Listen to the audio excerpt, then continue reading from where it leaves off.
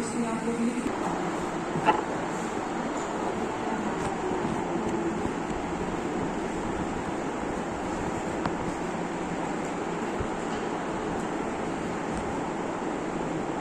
England के professor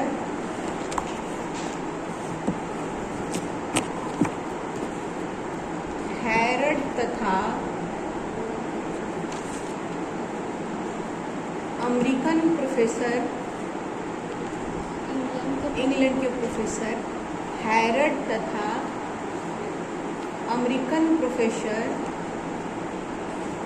Domar ने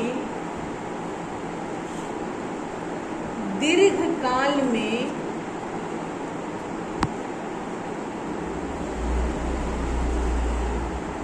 आर्थिक वृद्धि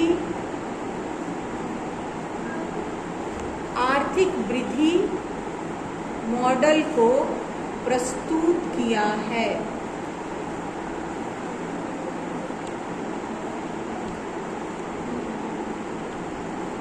आर्थिक वृद्धि मॉडल को प्रस्तुत किया है।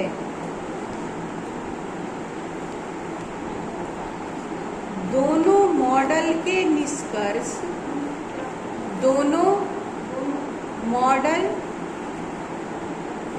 निष्कर्ष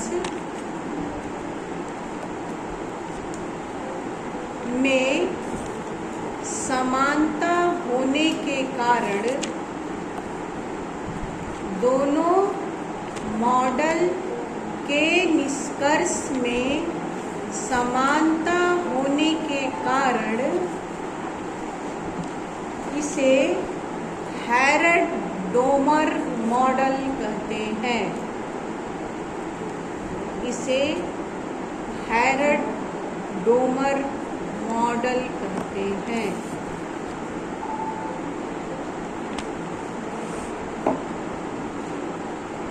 समझ में आ गया कि हैरड-डोमर मॉडल क्यों कहते हैं? ये दोनों है अलग अलग, लेकिन इन दोनों का मॉडल का जो निष्कर्ष है वो एक समान हो जाता है, इसलिए इन दोनों को हैरड-डोमर मॉडल कहा जाता है। हैरड-डोमर ने आर्थिक विकास में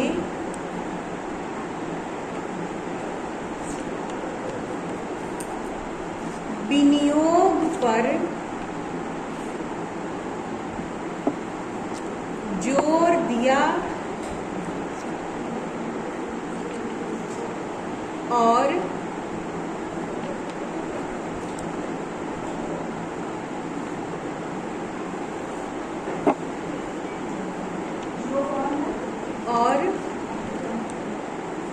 विनियोग के लिए जोर दिया और विनियोग के लिए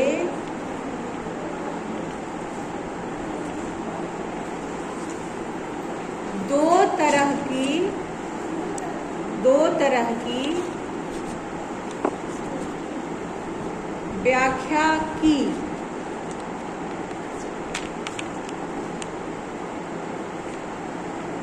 नंबर 1, विनियोग से आय का सृजन। विनियोग से आय का सृजन। नंबर 2,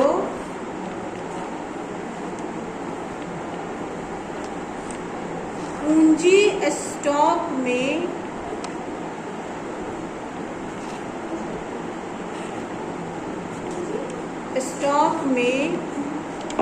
वृद्धि करके अर्थव्यवस्था की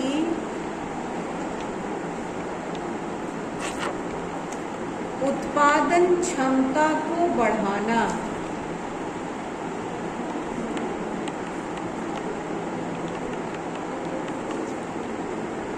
इस प्रकार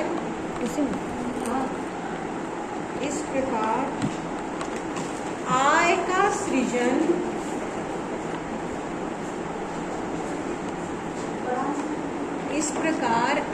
का सृजन विनियोग का मांग प्रभाव प्रभाव है।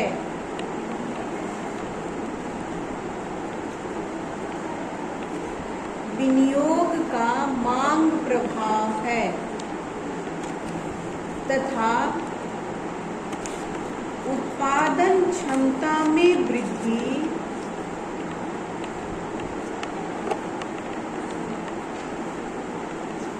विनियोग का पूर्ति प्रभाव है।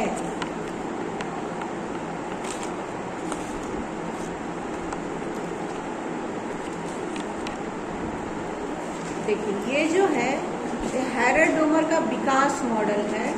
उन्होंने अल्पकाल के लिए नहीं, अल्पकाल के लिए किन्स ने दिया था। दीर्घकाल के लिए, दीर्घकाल में कोई अर्थव्यवस्था किस तरीके से अपना विकास करे कि उसका आर्थिक विकास हो जाए, इसके लिए इन्होंने एक मॉडल बना के पेश किया था। ठीक है, उसी मॉडल को आप लोगों को पढ़ना है। तो इस मॉडल में सबसे पहला तो आप लोग समझे कि हैरल्ड डोमर मॉडल इसको क्यों कहा जाता है। ठीक है, दूसरा बात ये है कि हैरल्ड डोमर कहते हैं कि यदि आर्थिक विकास करना है किसी भी कंट्री का, तो उसको दो काम करना होगा। एक तो विनियोग से आय का सृजन, इतना इन्वेस्टमेंट कीजिए कि इनकम जनरेट हो जाए। कोई भी अर्थव्यवस्था जो विकासशील है वो जब इन्वेस्ट करेगा, इन्वेस्ट मतलब विनियोग करना, जैसे कि हम कोई कंपनी यदि बनाते हैं तो विनियोग करेंगे ना, इन्वेस्टमेंट करेंगे, तो कंपनी जब रन करने लगेगी तो उससे आय का सृजन होगा, आय रिटर्न में मिलने लगता है। ठीक है, तो पहला बात तो ये कहते हैं कि आप विनियोग से आय का सृजन कीजिए। दूसरा बात यह है कि पूंजी स्टॉक में वृद्धि करके अर्थव्यवस्था में उत्पादन क्षमता को बढ़ाया जा सकता है। कोई देश यदि विकासशील है तो वो सबसे पहले इन्वेस्टमेंट करेगा। अब इन्वेस्टमेंट करने के लिए उसके पास पूंजी भी तो होना चाहिए। तो पूंजी स्टॉक में वृद्धि करके, मान लीजिए हमारे देश की सरकार के पास पैसा नहीं है तो विदेशी ऋण लेगा और उससे अपने देश की अर्थव्यवस्था में प्रोडक्शन की क्षमता को बढ़ाएगा। तो जाहिर सी बात है कि रोजगार जनरेट हो जाएगा।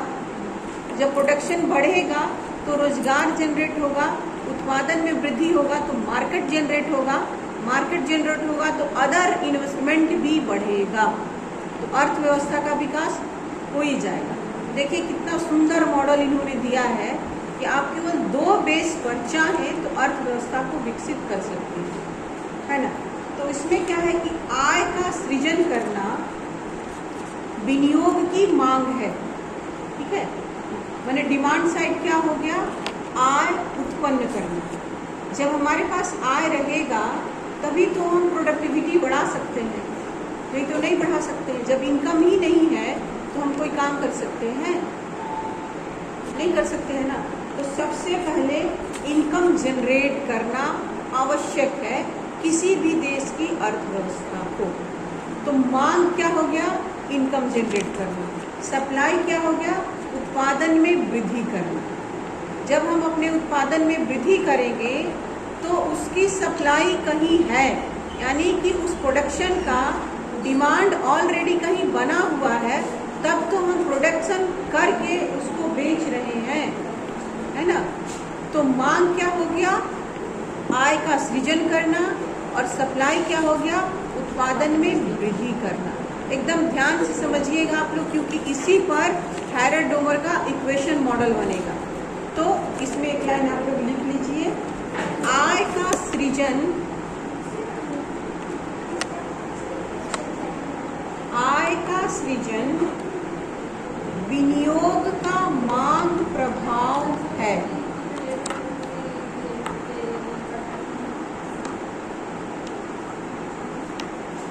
तथा उत्पादन क्षमता में वृद्धि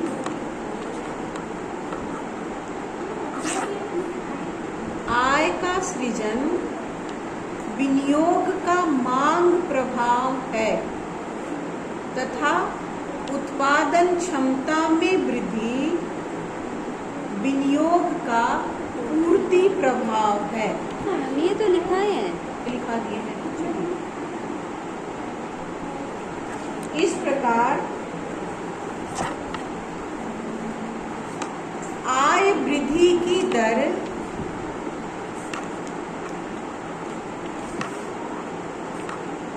आवश्यक दर होती है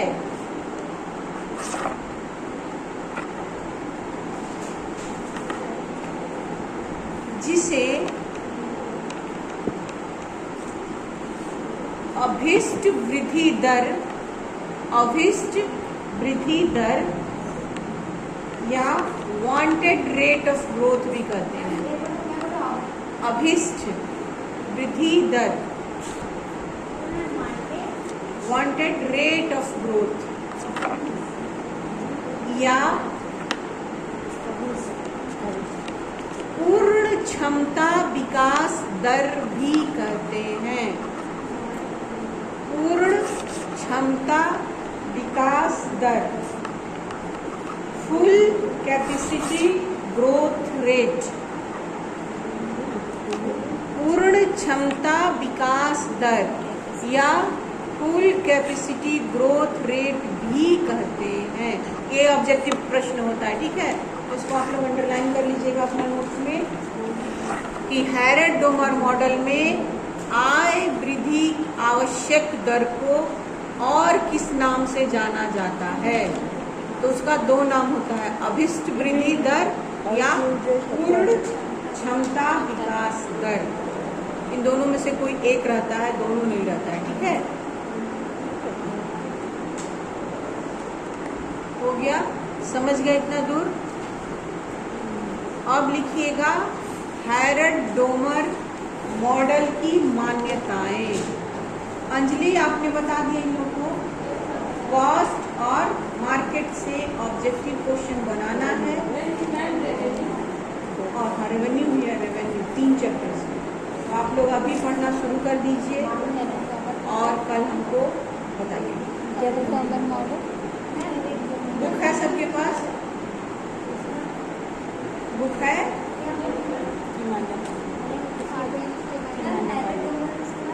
मॉडल की मान्यताएं।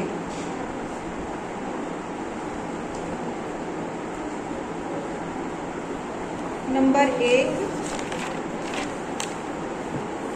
अर्थव्यवस्था में आय का पूर्ण रोजगार स्तर विद्यमान है। पूर्ण रोजगार स्तर विद्यमान है।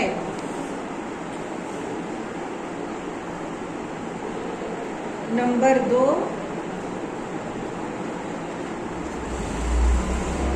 बंद अर्थव्यवस्था की मान्यता ली गई है। नंबर 2, बंद अर्थव्यवस्था की मान्यता ली गई है। बंद अर्थव्यवस्था मतलब समझते हैं जिसमें विदेशी व्यापार नहीं होता है, ठीक है। ऐसी इकॉनमी जिसमें विदेशी व्यापार नहीं होता, मतलब वैसा देश जहां विदेशी व्यापार बंद होता है, व्यापार खाली घरेलू होता है। तो हैरेड-डोमर अपना मॉडल में मान्यता लेते हैं कि वो जो देश है जहां इनका मॉडल काम करेगा वो ऐसा होना चाहिए जहां विदेशी व्यापार नहीं होना चाहिए, ठीक है।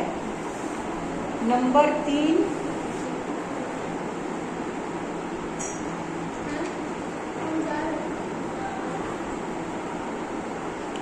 विनियोग के फलस्वरूप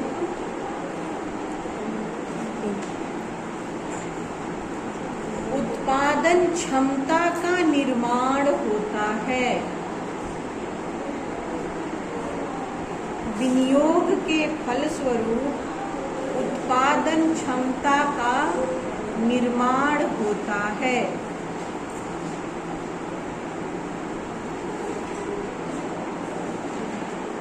नंबर 4, सीमांत बचत प्रवृत्ति।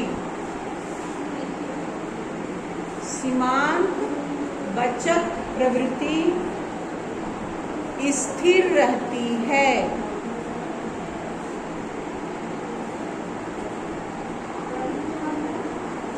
सीमांत बचत प्रवृत्ति स्थिर रहती है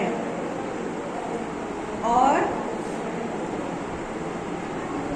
सीमांत बचत प्रवृत्ति तथा औसत बचत प्रवृत्ति बराबर होती है।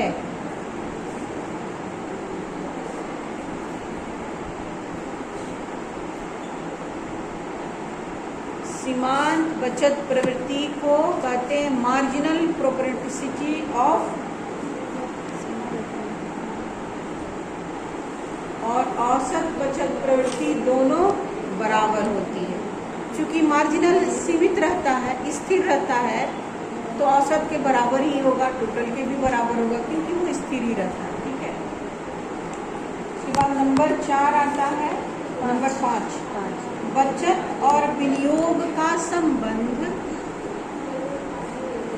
बचत और विनियोग का संबंध उस वर्ष की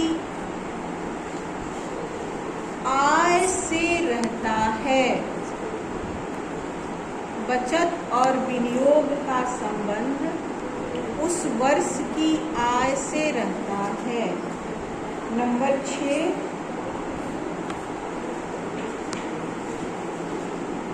आय का पूंजी गुणांक। आय का पूंजी गुणांक स्थिर रहता है।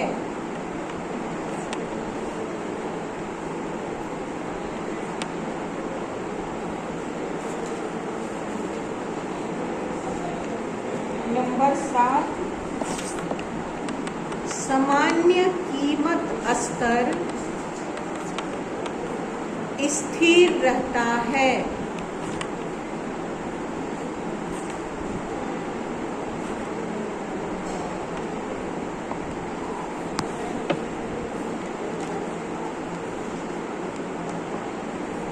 सामान्य कीमत स्तर स्थिर रहना का मतलब होता है कि मौद्रिक आय तथा वास्तविक आय दोनों बराबर होती है। ठीक है।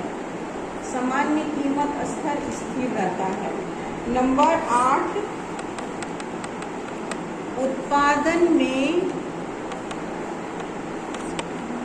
पूंजी तथा श्रम का अनुपात स्थिर रहता है। श्रम का पूंजी तथा श्रम का अनुपात स्थिर रहता है। यानी कि जितनी मात्रा में कैपिटल लगाते हैं उतनी मात्रा में ही लेबर का प्रयोग करते हैं। ठीक है।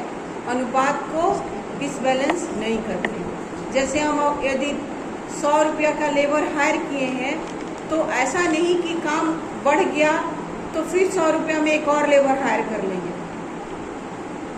100 रुपया में जो लेबर हायर किए हैं उसको 100 रुपया के बराबर काम करवाएंगे, तो दोनों का रेशियो 1 बराबर हो जाएगा। ठीक है।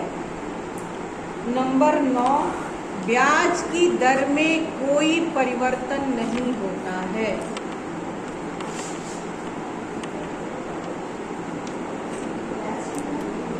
ब्याज की दर में कोई परिवर्तन नहीं होता है।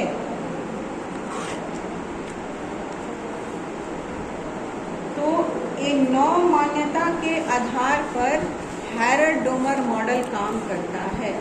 पहली मान्यता तो ये है कि अर्थव्यवस्था में आय का पूर्ण रोजगार स्तर है। मतलब जो भी लोग हैं एक देश के अंदर उन सबका पास अपना इनकम है, सबके पास कुछ न कुछ रोजगार है और सब अपना इनकम गेन कर रहे हैं। दूसरी मान्यता होती है कि अर्थव्यवस्था बंद होती है, उसमें कोई विदेशी व्यापार नहीं होता। तो आप लोग समझ लीजिए कि एक ऐसी कंट्री की व्याख्या हम करने जा रहे हैं जहां सबके पास रोजगार है और वहां कोई भी विदेशी व्यापार नहीं है। जो प्रोडक्शन हम उत्पादित कर रहे हैं वो अपने देश के अंदर ही बेच देते हैं और देश के अंदर जो रॉ मटेरियल है उसी से प्रोडक्शन का काम करते हैं। समझ में आ गया?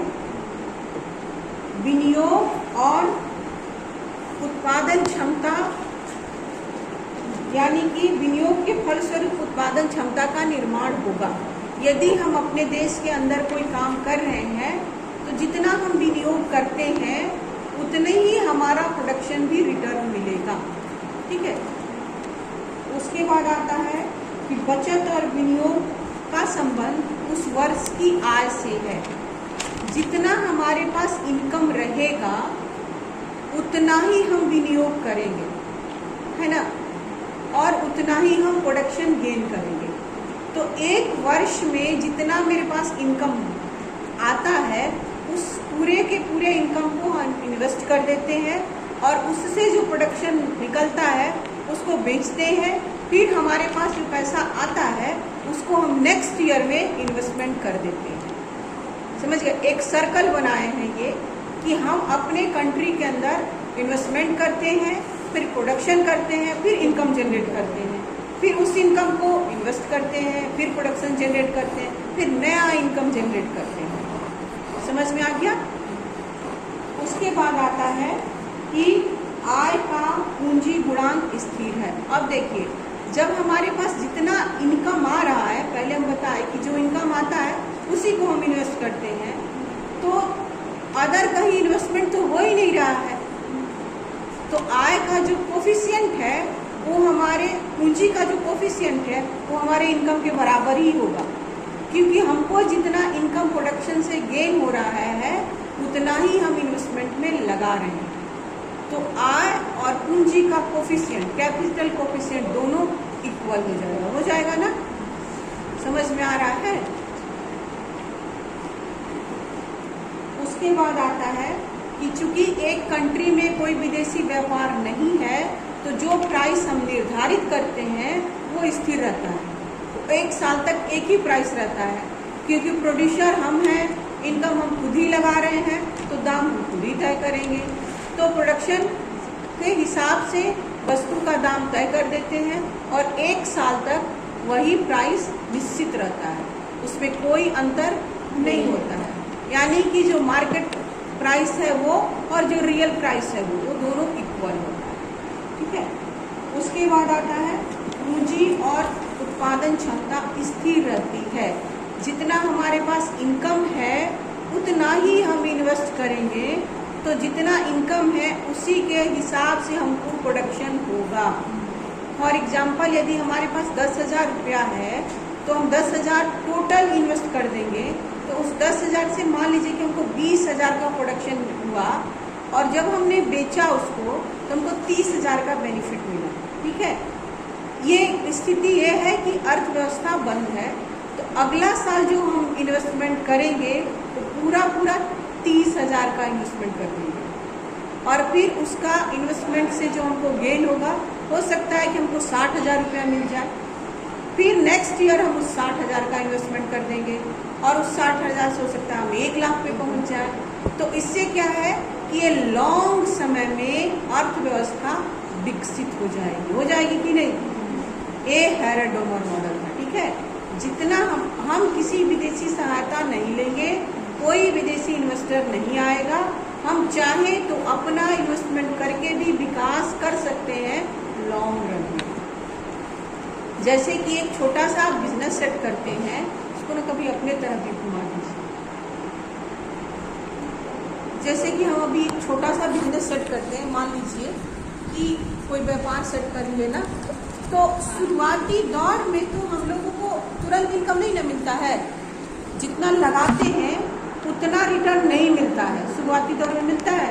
नहीं मिलता है। जैसे आप एक दुकान खोल दिए तो जितना आपने दुकान में सामान रखा वो सब 1 साल में बिक जाएगा? नहीं। तो हैरल्ड डोमर मॉडल तो वही है कि आप अपने इनकम को इन्वेस्ट कीजिए, उससे बेनिफिट कमाइए, फिर उस बेनिफिट को उसी में इन्वेस्ट कर दीजिए। जैसे दुकानदार का दुकानदारी जो है वो लगभग 6 साल में एक बिजनेस बन जाता है। ठीक है। तो 6 साल एक लॉन्ग समय हुआ ना, जिसमें वो धीरे धीरे अपने कैपिटल का इन्वेस्टमेंट करता है। 1 साल में कम, नेक्स्ट साल में कुछ और, नेक्स्ट साल में कुछ और, तो फिर जाके वो एक बढ़िया दुकानदार हो जाता है और उसका खंदार दर खंदार उसी बिजनेस को आगे बढ़ाते जाता है। ठीक है, तो ये हुआ मान्यता हैरर-डोमर मॉडल। इसमें कोई डाउट? अब लिखिएगा मॉडल की व्याख्या। इसकी हैरड की मॉडल की व्याख्या पहले लिखिए। हैरड के मॉडल का वर्णन या व्याख्या।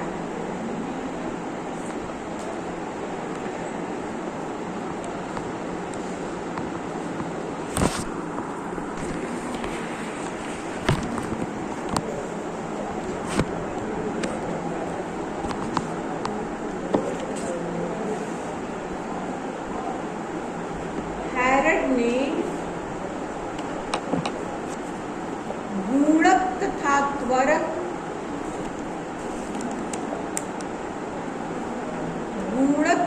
त्वरक सिद्धांत के आधार पर हैरड ने क्या पूछ रहे हैं? हैरड ने के बाद हैरड का विकास मॉडल, ये हेडिंग है, उसकी व्याख्या करना। हैरड के मॉडल की व्याख्या लिख लीजिए हेडिंग डाल के, क्योंकि मान्यता लिखा तो अब वर्णन करेंगे ना मॉडल का। उसके अंदर लिखिएगा कि हैरड ने गुणक तथा त्वरक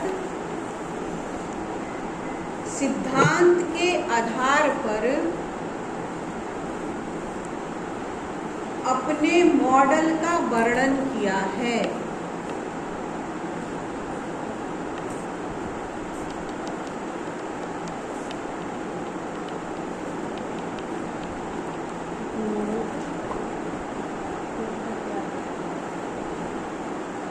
एक गुणक तथा त्वरक सिद्धांत आप लोग जानते होंगे, एक केन्स का थियरी है कि एक व्यापार में गुणक और त्वरक एक साथ काम करता है तो विकास की प्रक्रिया तेज होती है।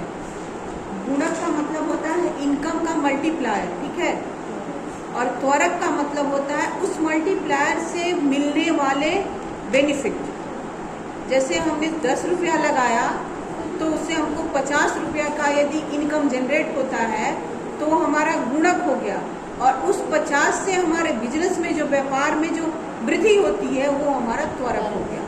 त्वरक को रिसाव भी कहा जाता है, मतलब उस मल्टीप्लायर का जो इफेक्ट पड़ता है वो गुणक त्वरक होता है।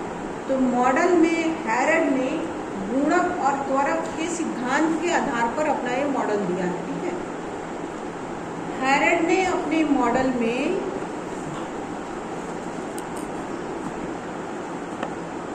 प्रमुख आधार लिए हैं।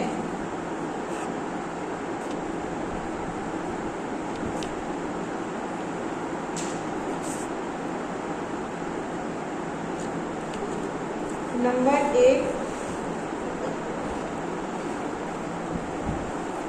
प्रौद्योगिकी, नंबर 1 प्रौद्योगिकी या तकनीक।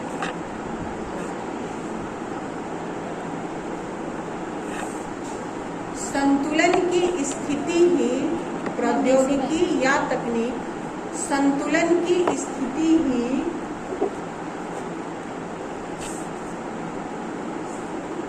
विकास की उत्पत्ति होती है।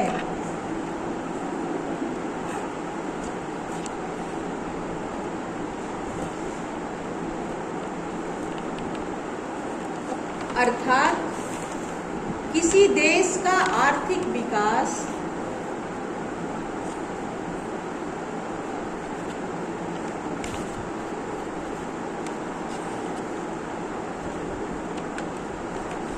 प्राकृतिक संसाधन,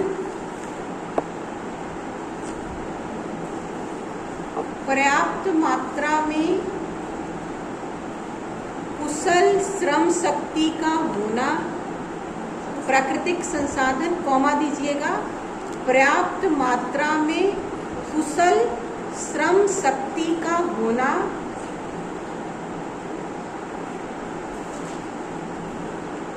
कॉमा फिर दीजिएगा, प्रति व्यक्ति उत्पादकता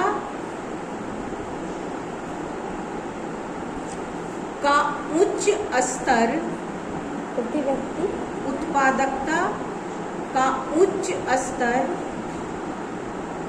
जो नई तकनीक और नव प्रवर्तन के कारण होता है।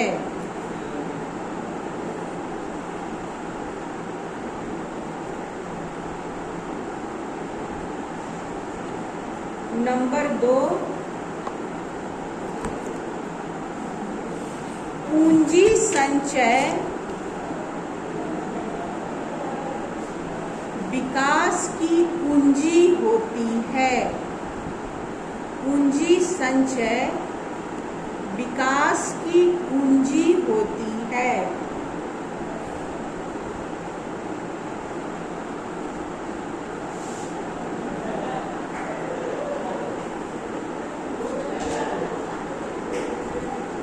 पूंजी से आर्थिक समृद्धि होती है जो निवेश, रोजगार एवं आय स्तर को, जो निवेश, रोजगार एवं आय स्तर को प्रभावित करती है।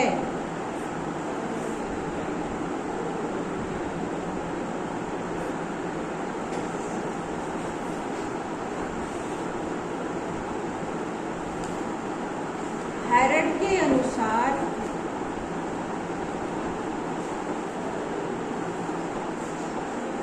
सामान्य बचत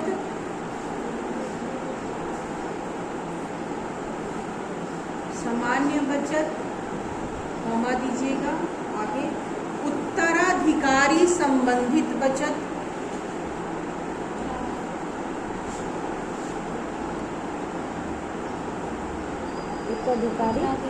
उत्तराधिकारी संबंधित बचत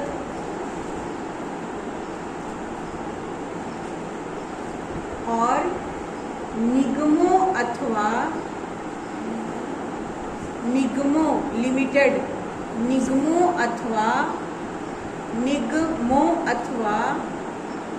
औद्योगिक संस्थाओं द्वारा की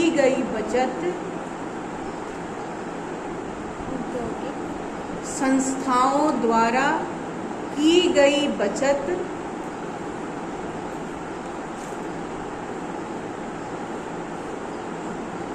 पूंजी संचय में शामिल होती है।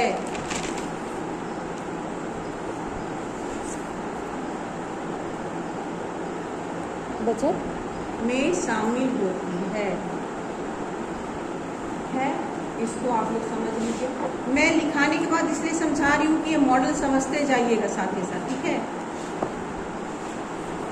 क्योंकि यदि जो नोट्स लिखाया गया वो हूबहू एग्जाम में नहीं लिख पाए तो जो समझ लेंगे कम से कम उसको तो लिख देंगे, ठीक है? तो हैरड मॉडल के 2 आधार होते हैं। पहला, प्रौद्योगिकी साम्य की उत्पत्ति ही विकास होती है, जिसमें किसी भी देश का आर्थिक विकास तभी संभव है जब वहाँ प्राकृतिक संसाधन हो और उन संसाधनों का उपयोग किया जाए। उन संसाधनों का उपयोग करने के लिए कुशल श्रमिक हो, ठीक है? प्राकृतिक संसाधन होना बड़ी बात नहीं है, उसका यूटिलाइजेशन करने वाला आदमी भी होना चाहिए, श्रम शक्ति भी होना चाहिए। और प्रति व्यक्ति उत्पादकता, मतलब जितना हम कंजम्पशन करते हैं पर हेड वो अधिक हो, जो तकनीक से ही संभव हो सकता है और नए नए रिसर्च से। यदि कोई देश बंद अर्थव्यवस्था है तो वो अपने कैपिटल का इन्वेस्टमेंट कर रहा है, तो आप लोग समझ गए, तो वो अपने यहाँ तकनीक डेवलप कर सकता है ना। अपना तकनीक डेवलप करके वो चाहे तो उसका जो रिसोर्स है, प्राकृतिक रिसोर्स है, उसका यूटिलाइजेशन कर लेगा और नए नए रिसर्च करके अपना आर्थिक विकास कर सकता है। तो हैरड का सिद्धांत का पहला आधार यही है कि तकनीकी डेवलपमेंट करना जिससे उत्पत्ति का विकास हो सके, ठीक है? दूसरा आधार है, चूंकि ये शुरू से ही बोलते हैं कि पूंजी बहुत जरूरी है। स्टार्टिंग में ही आपने देखा कि पूंजी जो है वो उत्पादकता बढ़ाने के लिए एक आवश्यक तत्व है। तो दूसरा इनका बेस होता है, एक तो हो गया टेक्नोलॉजी, दूसरा होता है कि पूंजी का संचय करना। पूंजी संचय करना मतलब पूंजी का सेविंग करना। सेविंग एक तो हम लोग चाहे तो सामान्य सेविंग कर सकते हैं, जैसे सब लोग अपने खर्चे के बाद जो पैसा बचता है वो हमारा सामान्य सेविंग हो जाता है। तो एक तो वो हो गया सामान्य सेविंग हो गया। दूसरा हमारे दादा परदादा जो संपत्ति अर्जित करके चले जाते हैं कि हमारा आने वाले जनरेशन को तकलीफ न हो, इसलिए हम सेविंग कर रहे हैं। बहुत लोग इसलिए भी सेविंग करता है कि हमारे आने वाले जनरेशन को कोई तकलीफ न हो, तो हम सेविंग करेंगे तो हमारा उत्तराधिकारी उसका उपयोग करेगा, है ना। जैसे कि आपके घर में आपके पापा के पास जो संपत्ति है, मतलब जमीन जायदाद जो है वो आपके दादाजी का है, आपके भाई के पास जो आएगा वो आपके पापा का आएगा। तो ट्रांसफर होते रहा ना। पूंजी उन्होंने कोई और ने संचय किया, उसका यूटिलाइजेशन नया जनरेशन में भी हो रहा है। तो एक तो ये हो गया कि सामान्य बचत से हम सेविंग कर लें, दूसरा उत्तराधिकारी के लिए सेविंग करते हैं, तीसरा जो निगम या कॉरपोरेट सेक्टर है वो भी तो सेविंग करता है, तो नया नया इंडस्ट्री सेटअप करता है। जैसे कि रिलायंस ग्रुप ऑफ इंडस्ट्री या टाटा ग्रुप को देखिए, स्टार्टिंग तो ये लोग स्टील से किया, लेकिन आज हर फील्ड में टाटा ग्रुप है। तो ये अपना सेविंग करके इन्वेस्टमेंट किया तभी ना। यदि भारत ऐसा कंट्री रहता जहां विदेशी व्यापार नहीं होता, तो यहाँ केवल डेवलपमेंट का जरिया अडानी, अंबानी और टाटा ग्रुप है, ठीक है, जो विकसित कर देता इसको। विकासशील की प्रक्रिया में हम लोग इसीलिए हैं क्योंकि हमारे पास जो लेबर है वो ट्रेंड लेबर नहीं है। कैपिटल तो है, लेबर कैपिटल तो है मेरे पास, लेकिन उसका यूटिलाइजेशन नहीं होता है अच्छे से, इसलिए विकास की प्रक्रिया धीमी है। ये हो गया। उसके बाद आता है, हेडिंग डालिएगा, हैरड का समीकरण।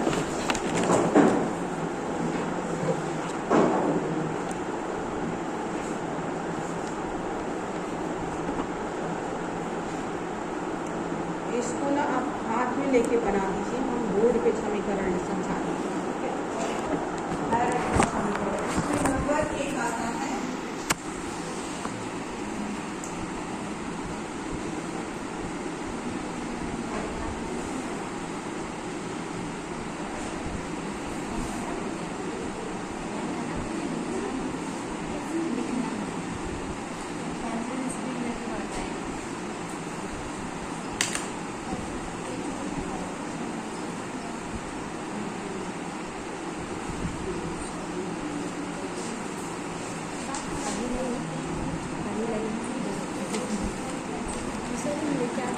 कोई बात नहीं।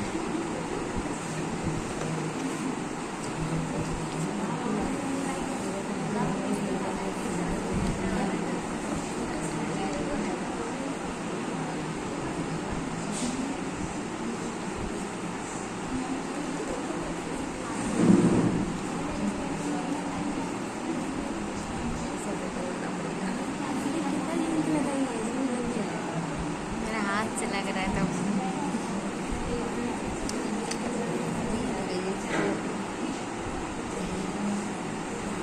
क्या लग रहा है, यहाँ भी नहीं है, पेन से ही नहीं, लेकिन ये जब खत्म होता है तो बहुत पेनफुल होती है।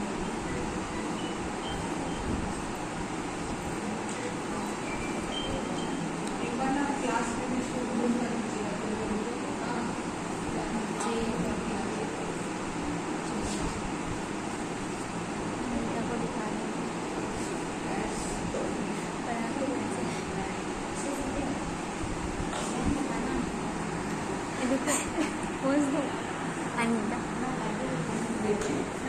इनका पहला हम लोग पढ़े ना वास्तविक वृद्धि दर।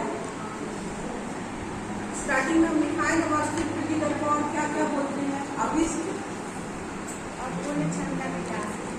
हाँ, तो उनका मॉडल होता है, स्पेशली आप जब इसको लिखिएगा ना तो इसको ना अलग पेन से कलर कर दीजिएगा ताकि समझ में आए।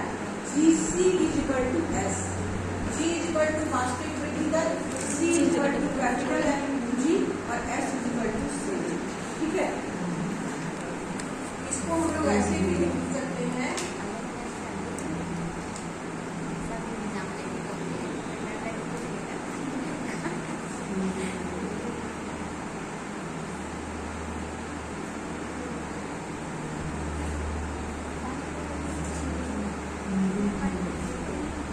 जब हम इसको कैलकुलेट कर देते हैं ना तो देखिएगा I is equal to S, I is equal to S कैसे हो जाएगा?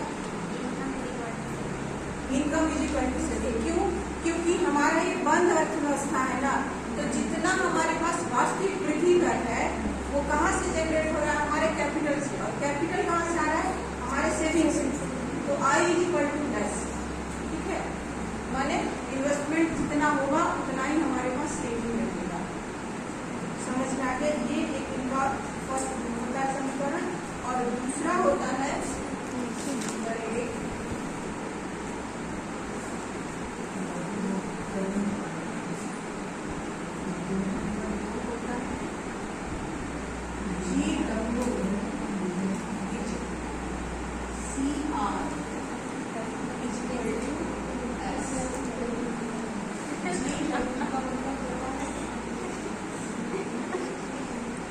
विकास की अभिष्ट दर।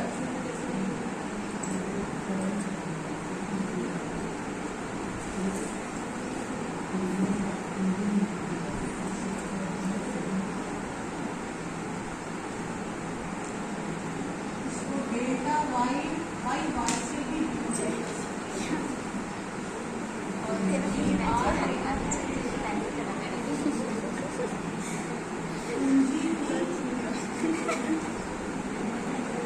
पेन चाहिए?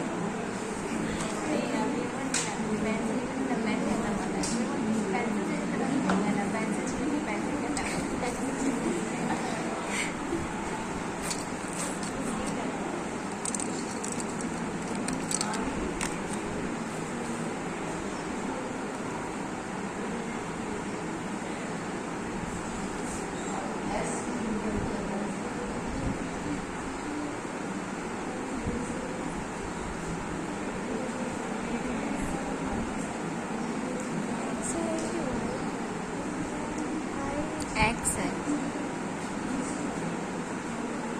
नीचे वाला एक्स है ना बजट में, यहाँ पे इनकम के नीचे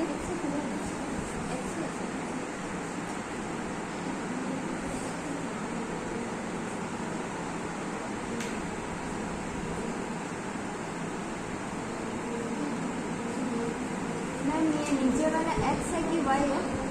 वाई मैम उसके डेल्टा वो Y Y GW.CR is equal to S। अब हम लोग इस फॉर्मेट में भी इसको लिख सकते हैं ना, क्योंकि यहाँ भी तुम लोग पूरा ही करेंगे GW.CR। इसको बनाने के बाद ये बना दीजिएगा नीचे और उसको सर्कल कर दीजिएगा। ठीक है, और यहाँ पर इसको भी सर्कल दीजिएगा।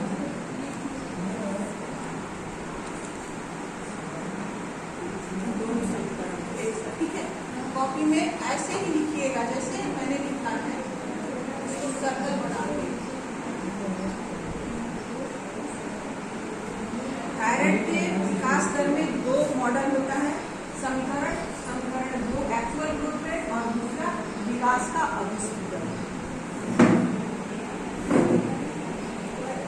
सबको रिकॉर्ड कर दीजिए।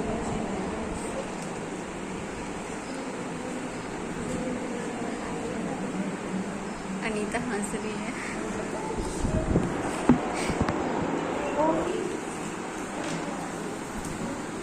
अच्छा सपोज देखिए आप लोग फोटो जब सर देखेंगे तो पता चलेगा बच्चे का मस्ते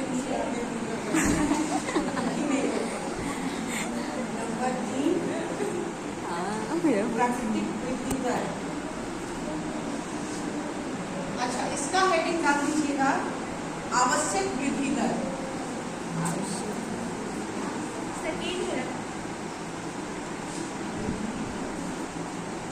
नंबर सेकंड, ठीक है। इसका हेडिंग डालिएगा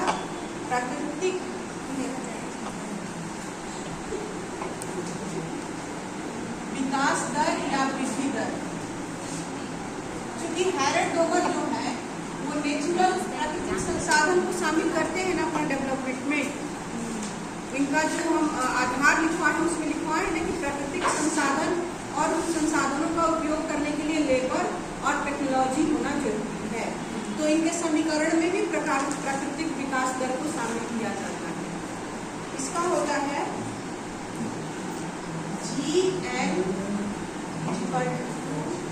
CR, यानी GN और CR मल्टीप्लाई का कंडीशन में है, ठीक है, equal to OR does not equal 6।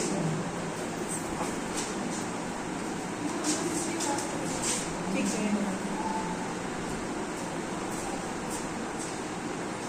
अब आता है कि GN का मतलब होता है विकास की प्राकृतिक दर।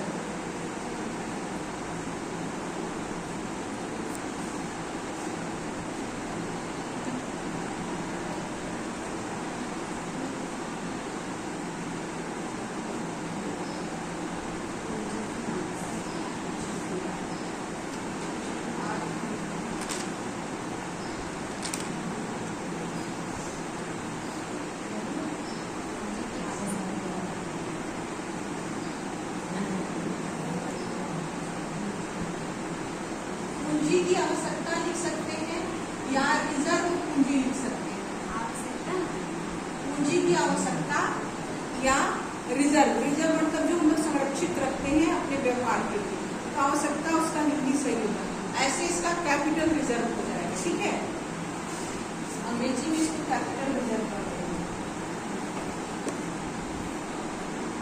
ये जो है प्राकृतिक दर, एस तो सेविंग समझी है, प्राकृतिक दर और कैपिटल की आवश्यकता कोई जरूरी नहीं है कि सेविंग के बराबर हो, नहीं होगा, ये दोनों इक्वल हो सेविंग का ये आवश्यक नहीं है, क्योंकि नेचुरल रिसोर्स हमारे पास जितना रहता है हम उसका यूटिलाइजेशन करते हैं। यदि हमारे पास सेविंग 30,000 रुपया है, 30,000 का हम इन्वेस्टमेंट कर दिए, ठीक है, तो 30,000 के हिसाब से मैंने नेचुरल रिसोर्स का यूज किया और उस रिसोर्स से हो सकता है कि हमारा अगला जो सेविंग हो वो 1 लाख रुपया हो जाए, यदि हम बेहतर ढंग से अपने नेचुरल रिसोर्स का यूज किए तो ये गारंटी तो नहीं है कि इन दोनों का मल्टीप्लायर सेविंग के बराबर होगा, ये निश्चित नहीं है ना, क्योंकि ये अनसर्टेन है ना, हम कोई व्यापार सेट करने जा रहे हैं तो हमको कितनी पूंजी की आवश्यकता पड़ती है ये अनसर्टेन है। हम एक अनुमान एस्टिमेट बनाते हैं कि हम 1 लाख रुपए में एक दुकान खोल सकते हैं, लेकिन ये गारंटी नहीं है कि उस 1 लाख में हम 50,000 सेविंग करेंगे, ऐसा तो नहीं हो सकता है। हो सकता है हमारा लेबर न मिले, हो सकता है कि हमारा मार्केटिंग बढ़िया ना हो, कुछ भी हो सकता है, अनसर्टेन है ना, क्योंकि ये कंडीशन तो रिस्क बियर वाला है। प्राकृतिक विकास दर अपने नेचर के हिसाब से होगा।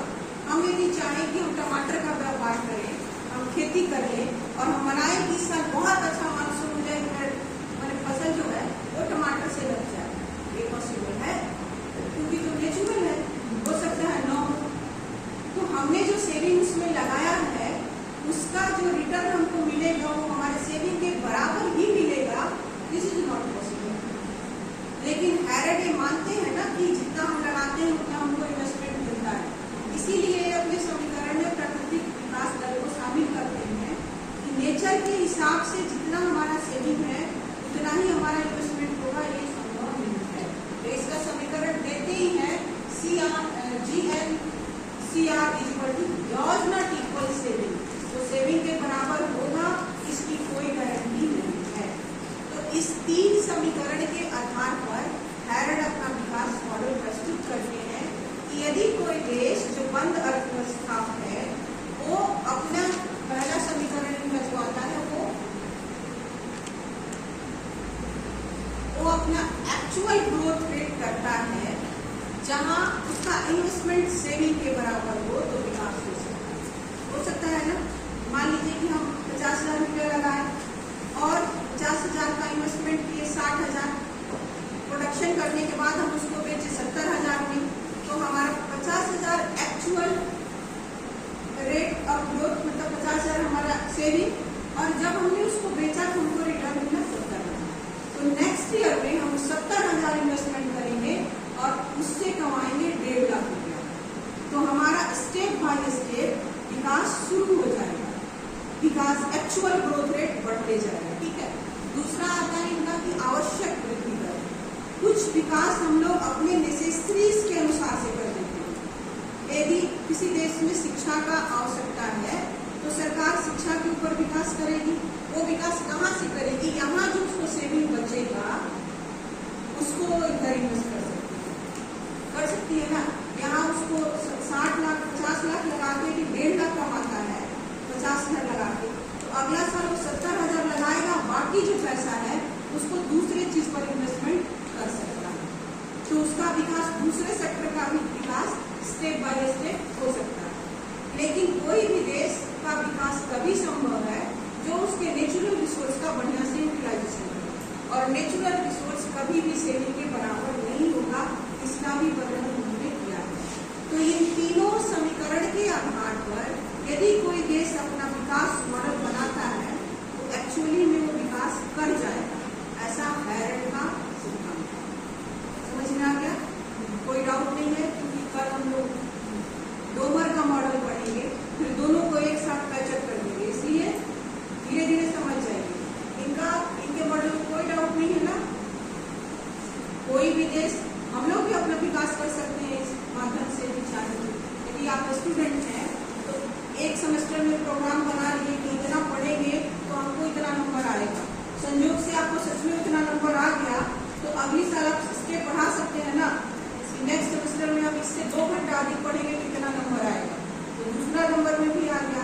तीसरा में तो अप एंड डाउन होते रहता है। मान लीजिए किसी सेमेस्टर में कम भी हो गया तो आप 2 सेमेस्टर यदि मैनेज किए हैं तो तीसरा भी मैनेज हो जाएगा। फिर आप ऐसे यदि टारगेट बनाए हैरल्ड के हिसाब से तो आप बन सकते हैं। कोई बात नहीं। समझ में आ गया?